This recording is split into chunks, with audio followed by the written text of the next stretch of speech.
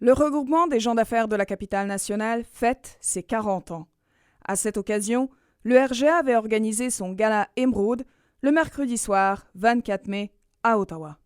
La soirée était l'occasion de célébrer les professionnels et entreprises francophones de la capitale nationale, dont le logement communautaire d'Ottawa. L'une des lauréates de la soirée était Mélanie Chrétien. Elle a remporté le prix Femme en affaires. Ma profession, c'est de mettre les gens à l'avant-scène, c'est de leur donner tous les éléments possibles pour qu'ils puissent vraiment rayonner devant le public.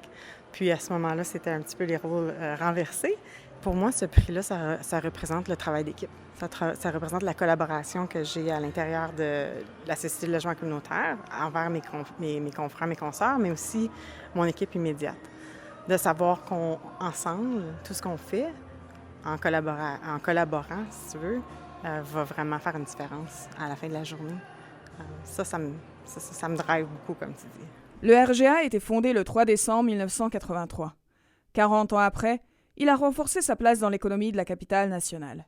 Julie Potvin, présidente du conseil d'administration, et Marc Chénier, directeur général. Fêter 40 ans, c'est pas rien pour un organisme comme le RGA. Moi, je me souviens qu'à l'époque, on me disait que le RGA, ça ne durerait pas plus longtemps que 2 ans, que les anglophones vont nous gober comme il faut, qu'il n'y a pas de place pour les affaires en français à Ottawa. 40 ans plus tard, on fait toujours de la business à Ottawa, puis on est toujours des business people en français. La business est là pour rester longtemps. On est une région bilingue. Le bilinguisme est important. Puis c'est comme ça qu'on va attirer l'immigration, et retenir notre main-d'œuvre. Depuis la pandémie, on a un pool de talents beaucoup plus étendu qu'on n'avait même pensé avant. C'est important de garder cet héritage-là. Le RGA a sa place pour maintenant, pour toujours. On se revoit dans 40 ans.